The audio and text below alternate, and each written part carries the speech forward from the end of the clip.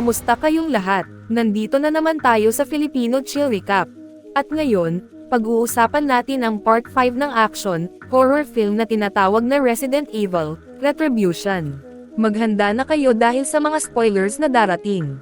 Ang lalaki ay naghahanda ng pumasok sa trabaho, pero hindi pumayag ang zombie. Nang makita ito, mabilis na kinuha ni Alice ang kanyang anak at sinubukang tumakas, ngunit mas marami pang zombie ang hamarang sa kanilang daraanan. Wala silang magawa kundi dalhin ni Alice ang anak sa laundry room at mahigpit na isara ang pinto gamit ang cabinet. Pagkatapos, ginamit niya ang mop para basagin ang kisame at nakalusot sa attic bago pa man masira ng mga zombie ang pinto. Habang hindi napapansin ng mga zombie, tahimik silang nakatakas palabas sa kabilang side. Ngunit laking gulat nila nang mas mapanganib pala ang kalye. Puno ng mga halimaw na uhaw sa dugo, at lahat ay desperadong tumatakas. Habang hindi alam ni Alice ang gagawin, biglang huminto ang isang kotse sa harap nila, at may babaeng sumisigaw kay Alice. Ngunit sa harap ng napakaraming zombie sa likod nila, sinabihan pa rin sila ng babae na sumakay sa kotse at tumakas. Ngunit bumangga ang kotse sa isang truck hindi kalayuan. Sa kabutihang palad, ligtas sila. Habang sinipa ni Alice ang pinto ng kotse at bumangon, napansin nilang nakasunod na sa kanila ang maraming zombie. Walang oras para iligtas ang babae, kaya dali-dali niyang dinala ang anak at pumasok sa kalapit na bahay. Pagdating sa ikalawang palapag, sinira ng mga zombie ang pinto, kaya kailangan nilang magtago sa isang closet. Di nagtagal, pumasok ang isang zombie sa kwarto at hindi sila nag-ingay. Ngunit patuloy na gumagala ang zombie sa kwarto at tila walang balak umalis. Isang tanong na lang bago sila madiskubre. Upang protektahan ang anak, nagpasya si Alice na akitin ang zombie palabas sa closet. Ngunit pagkapunta niya sa pintuan, nahawakan siya ng zombie at naglaban siya ng todo, aksidenteng napatay ang zombie. Tumingin si Alice at nakita muli ang kanyang asawang zombie, na bamuka ang bibig at sinalakay siya. Ngunit di naglaon, muling nagbukas ang mga mata ni Alice at napagtanto na nasa loob siya ng base ng Umbrella Corporation. Lumabas na ang lahat ng nangyari ay isang biochemical experiment gamit ang clone ni Alice. Hindi lang si Alice, kundi lahat ng lumabas kanina ay mga clone rin. At ang tunay na Alice ay narito dahil inatake ng Umbrella Corporation ilang araw lang ang nakalipas habang sinasadyap ang maraming survivors sa isang barko. Ang makapangyarihan at walang pusong Umbrella Corporation ay nagsagawa ng massacre laban sa walang kalaban-laban na survivors. Ang leader ay si Jill, dating kasama ni Alice sa team. Mula sa spider-like machine sa kanyang dibdib, malinaw na kinokontrol siya ng Umbrella Corporation. Nauubos ang bilang ng survivors at mabilis na na-override ang barko. Si Alice mismo ay nahulog sa dagat dahil sa nabanggang helicopter. Nang muling magising si Alice, natagpuan niyang siya ay nakulong ng Umbrella Corporation. Lumabas si Jill sa bintana at tinanong si Alice kung bakit niya traidor si Umbrella Corporation. Ngunit nais lang ni Alice malaman ang kaligtasan ni Chris at Claire, kaya pinarusahan siya ni Jill upang supulan. Ngunit di nagtagal, nahak ang supercomputer ng base mula sa labas, kaya napilitan ang security system na mag-shutdown at ilang minuto bago muling magsimula.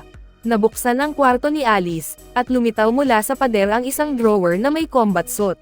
Bagamat naguguluhan, alam ni Alice na ito ang tamang pagkakataon para makatakas, kaya sinuot niya ang suit at lumabas ng kwarto. Ngunit mabilis na nag-restart ang security system. Lumitaw ang pulang grids ng laser sa koridor, mabilis na papalapit kay Alice. Habang tumatakas sa koridor, bigla siyang napadpad sa pre-apocalyptic na kalye ng Tokyo. Pakiramdam ni Alice, kinuha niya ang isang chain at sinira ang police car, kung saan nakuha niya ang isang pistol. Sa sandaling iyon, nagbigay ng utos ang supercomputer, Red Queen. Habang bumabagsak ang ulan, napuno ng tao ang dating tahimik na kalye. Lumabas ang isang pamilyar na mukha ang unang infected sa Japan. Tumingin ang lalaki sa babae muli, at nagbalik ang kasaysayan simula ito ng pagbagsak ng Tokyo. Ginamit ni Red Queen ang 1-to-1 simulation at napakaraming clones para muling likhain ang eksena. Habang isa-isang nai-infect ang mga pedestrian sa kalye, biglang bumukas ang gate ng kalapit na base. Sumasabog ang mga zombie patungo kay Alice, at dali-dali siyang pumasok sa base, ngunit mabilis na nakasunod ang zombie horde. Wala siyang magawa kundi harapin sila ng diretso, gamit ang bakal na chain at baril sa kamay para madaling mapabagsak ang 12-12 ng zombie. Ngunit paglingon niya, may paparating pang mas marami. biglang bumukas ang pinto sa likod niya, at determinado siyang pumasok. Ito ang Central Control Center ng Umbrella Corporation Base. Lahat ng gwardya ay napatay na, at unti-unting umakyat ang weapon console sa tabi nila. Habang papalitan ni Alice ang kanyang kagamitan, biglang itinutok ng isang babae ang baril sa kanyang baywang. Siya si Ada Wong, at agad naglaban ang dalawa pagkakita. Ngunit sa huli, napatunayan ni Alice na siya ang mas bihasang mandirigma. Alam ni Alice na si Ada Wong ay executive ng Umbrella Corporation at ahente ni Albert, ngunit ano ang layunin niyang dumating dito? Sa sandaling iyon, lumitaw ang projection ni Albert at ipinaliwanag niya ang lahat kay Alice. Si Albert mismo ang nag-utos kay Ada Wong na patayin ang lahat sa control center at ay shutdown ang security system ng base para mailigtas si Alice. Ang kasalukuyang Umbrella Corporation ay nakawala sa kontrol ni Albert at ngayon ay nasa ilalim na ng supercomputer na Red Queen. Layunin ni Red Queen na lipulin ang sangkatauhan at maging tagapamahala ng mundo. Kailangan ni Albert ang pambihirang kakayahan ni Alice sa pakikipaglaban para makipagsanib lakas laban kay Red Queen. Kasulukuyan silang nasa isang abandonadong military base sa ilalim ng glacier sa dating Soviet Union, na pinalawak at ginawang malaking bioweapon testing facility ng Umbrella Corporation. Ang lugar na tinawid ni Alice kanina ay ang Tokyo Test Site, at may napakaraming iba pang lokasyon tulad ng Moscow at New York. Hindi magiging madali ang pagtakas mula rito. Kaya inihanda ni Albert ang ground assault team upang pasukin ang base sa submarine area, at dumaan sa Moscow Test Area. Si Alice naman ay kailangang dumaan sa New York Test Area para makipagkita sa team sa suburbs at tuluyang makatakas sa submarine area gamit ang elevator. Matapos ibigay ang briefing, muling kinuha ni Red Queen ang kontrol ng system, at pilit na nakaputol si Albert. Simula ngayon, nag-iisa na sila. Samantala, dumating na rin ang assault team sa itaas ng base at matagumpay na nakontrol ang elevator sa tulong ng isang technician. Matapos maglagay ng timed bombs sa ventilation shaft, sumakay ang team sa elevator patungo sa loob ng base, kung saan naruroon si Luther, dating kasama ni Alice. Na-detect ni Red Queen ang intrusion at naglatag ng ambush sa elevator. Pagbagsak ng elevator, isang umiikot na disc ng machine gun ang lumabas at agad na pinatay ang tatlong gwardya. Matagumpay na nakapasok ang team sa loob ng base. Dali-dali silang nagtungo sa Moscow Test Area. Kasabay nito, dumating si Alice sa New York Test Area. Upang pigilan sina Alice at Ada Wong, agad nag-activate si Red Queen ng bioweapons.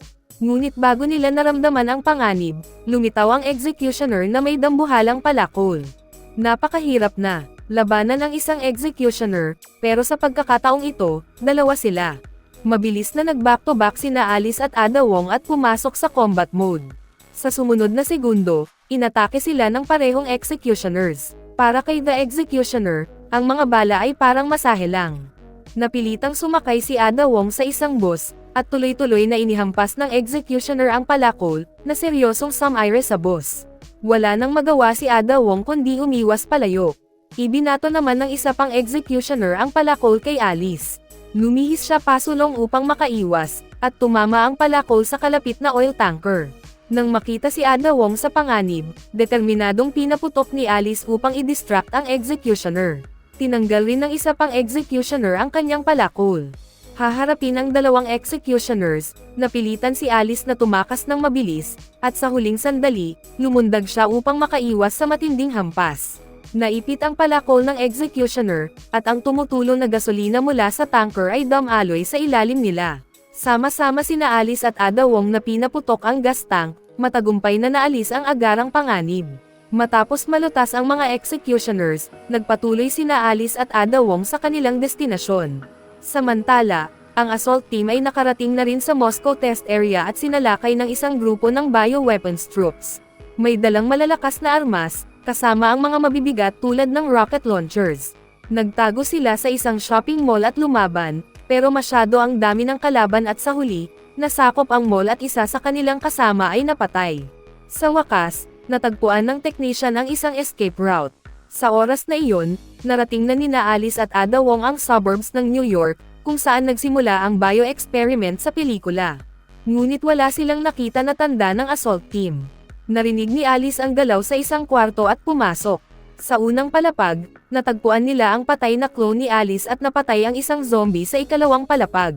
Natagpuan din nila si Becky na nagtago sa isang closet. Akala ni Becky, ang Alice na ito ay ang kanyang ina, kaya agad niya itong niyakap. Kahit alam ni Alice na clone si Becky, nagpasya siyang isama ito. Ngunit sa paglabas nila, hinarang sila ng clone team na pinamumunuan ni Jill, kasama ang ilang pamilyar na mukha tulad ni Carlos at mga gwardya mula sa unang pelikula, The Hive. Nagkunwari si Alice na sumuko, habang agad namang pinaputukan ni Ada Wong mula sa likod. Mabilis silang nagkubli sa loob ng isang bahay, pero napakalakas ng putok ng kalaban, at puno ng butas ang buong bahay. Alam ni Ada Wong na hindi ito ang tamang daan, kaya iniabot niya kay Alice ang isang pares ng navigation glasses at nagdesisyong manatili at takpan siya para makaalis muna si Alice. Paglabas ni Alice, nagpasabog si Rain ng granada sa loob ng bahay. Mabilis na pinaputok ni Ada Wong ang sahig ng mga bala at nakatago bago sumabog ang granada. Samantala, si Alice kasama si Becky ay dali-daling nagtungo sa Moscow test area, kung saan nakatagpo nila ang isa pang clone ni Rain. Nailigtas nito si Becky noon, kaya nagpasya si Alice na iwan si Becky dito upang magtago habang ipinagpapatuloy niya ang paghahanap sa assault team. Matapos matagpuan ng assault team ang escape route, paglabas nila, isang 40 meter na dila ang hinawakan ng mga technician. Isa itong higanteng leaker. Nagpaputok sila, pero walang epekto sa leaker ang kanilang mga bala. Sa kritikal na sandali, sinakyan ni Alice ang isang kotse at tinama ang leaker, iniligtas ang team. Ngunit bago makasabay sina Alice at Luther sa kwento ng nakaraan, isang hukbo ng mga zombie na may armas ang humabol sa kanila, at malapit na rin ang higanteng leaker. Upang matanggal ang mga ito, pinasok ni Alice ang kotse sa isang subway station, ngunit hindi sumuko ang leaker. Determinadong binangga ni Alice ang isang steel frame na nasa konstruksyon, gamit ang bumagsak na konkreto at frame upang matagumpay na pigilan ang leakers sa paghabol sa kanya. Matapos matagpuan si Becky at ang clone ni Rain, ginamit ni Alice ang navigation goggles na ibinigay ni Ada Wong upang hanapin ang shortcut patungo sa submarine area. Ngunit hindi nila alam, ang mga leakers na nakabaon sa mga guho ay muling gumalaw. Hindi nagtagal, narating nila ang submarine area. Ngunit pagpasok nila sa lift, muling umatake ang mga leakers, kinuha si Becky at pinatay ang clone. Determinadong iligtas si Becky, hindi pinansin ni Alice ang pagtutol ni Leon at hinabol ang leaker. Nang makasabay siya, nakita niyang nakakulong si Becky ng leaker. Hindi nagatubili si Alice at ginamit ang grappling gun para tumaas at iligtas si Becky.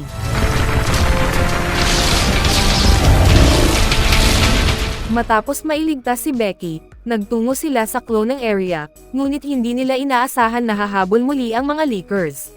Gumamit si Alice ng bomba at itinapon sa lupa, ginamit ang rope gun upang makatakas, at sabay na napatay ang mga leakers. Samantala, nakipaglaban sina Leon at ang iba laban sa clone team ni Jill na pinamumunuan ni Jill. Upang maprotektahan ang pagtakas ng dalawa, nagpasya ang isang kasama na manatili at takpan sila, ngunit napilitan at napatay ng random gunfire, na nakapatay din ng isang lalaki bago siya namatay. Nang makita ni Leon ang oras, napagtanto niyang malapit nang sumabog ang time bomb. Ang malaking pagsabog ay nagdulot ng pagbagsak ng base at pagpasok ng dagat sa loob. Nakatakas sina Leon at Luther gamit ang elevator at sumando kay Alice at Becky sa kalagitnaan. Sumakay sila sa snowmobile upang umalis, ngunit biglang nabasag ang yelo at lumitaw ang isang submarine, na nagdulot ng pagbagsak ng snowmobile. Si Jill, na nakatakas na kanina, ay hinarang ang kanilang daraanan kasama si Ada Wong na nakulong. Akala nila may kalamangan sila, 3 laban sa 2, ngunit nagulat sila nang agad ilabas ni Rain ang parasite at i-inject sa katawan niya, at pinatay si Ada Wong. Nagsimula ang labanan. Magharap sina Alice at Jill. Patuloy na nagpaputok sina Luther at Leon kay Rain, ngunit hindi nila inaasahan na kakilakilabot ang parasite. Hindi lamang nabigo ang bala na saktan si Rain, lumalabas pa ito sa kanyang mga daliri. Nasa disadvantage si Alice laban kay Jill na kontrolado ni Red Queen.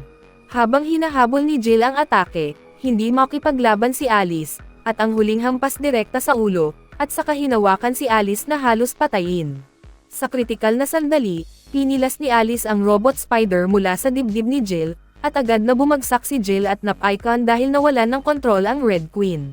Samantala, nakipaglaban sina Leon at Luther sa kamay-kamay kay Rain. Sa kapangyarihan ng parasite, napakakapal ng dugo ni Rain at napakataas ng depensa, kaya, Hindi makasugat ang mga suntok ni na Leon at Luther, kahit ang fire extinguisher ay hindi gumalaw sa tuwing tumama kay Rain. Binabasag ni Rain ang kanilang mga buto sa bawat atake. Namatay ang puso ni Luther nang direktang tamaan siya ni Rain. Nataman si Leon at tinaboy ni Rain. Nang makita ni Alice na parehong nadapa sina Luther at Leon, agad niyang itinaas ang submachine gun at nagsimulang magputok. Ngunit umatake si Rain at halos patayin siya sa isang palm strike. Nahulog si Alice at napansin ang mga zombie sa ilalim ng yelo. Nakaisip siya ng plano. Samantala, ibinato ni Jill, na muling nakabawi ng alaala, ang kanyang armas kay Alice. Hawak ni Alice ang submachine gun at walang tigil na pinaputok ang yelo sa ilalim ng mga paa ni Rain.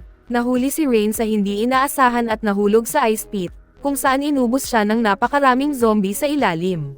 Matapos ang labanan, si Ada Wong, na walang malay, ay muling nagising. Dumating na rin ang rescue helicopter na ipinadala ni Albert. Lumipad sila papunta sa isang base sa loob ng White House, kung saan nakita ni Alice si Albert at muling in-inject siya ng T-virus. Ipinanumbalik ni Albert ang superpowers ni Alice at ipinaliwanag ang nalalapit na krisis na kanilang haharapin. Ang base ang huling tanggulan ng sangkatauhan, at papalapit na ang zombie army ni Red Queen. Sa loob, hindi lang may malalakas na Lakers, kundi pati na rin mga lumilipad na zombie birds. Ito na ang magiging huling labanan na magdedesisyon sa kapalaran ng sangkatauhan.